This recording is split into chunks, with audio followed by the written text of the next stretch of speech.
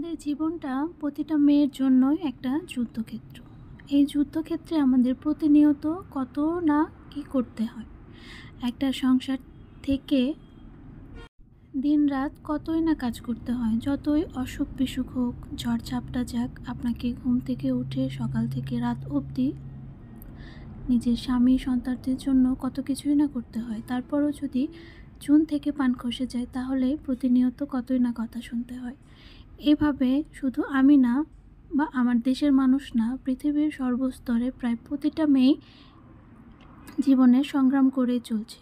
আর যে মেয়েটা প্রতিটা সংসারে থেকে তাদের অত্যাচার নিপীড়ন সহ্য করছে, সে মেয়েটাই আজকে সমাজের চোখে ভালো। আর যে মেয়েটা এসব কিছু সহ্য করতে না পেরে প্রতিবাদী হচ্ছে, সে মেয়েটা এই সমাজের চোখে খারাপ।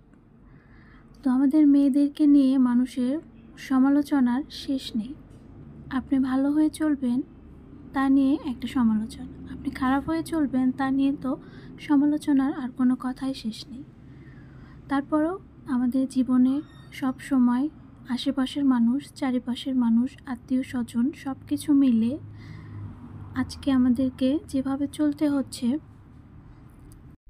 সেই চলার মাঝেও কতই না কথা শুনতে হয়। এই মেয়েটার হাঁটা ভালো না, এই মেয়েটার কথা বলার ঢং ভালো না, এই মেয়েটা মুখে মুখে কথা বলে।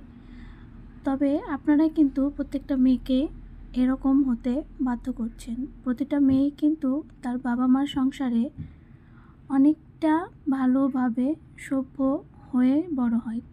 কেউ তার সন্তানকে খারাপভাবে বড় করে না।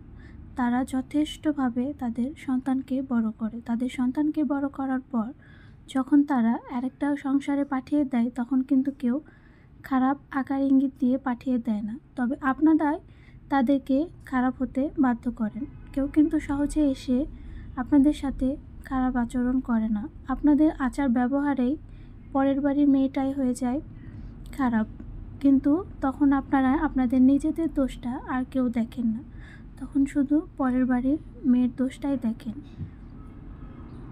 তো যাই হোক, এই কথাগুলো আমার নিজের না, কথাগুলো চারিপাশের লোকজনের।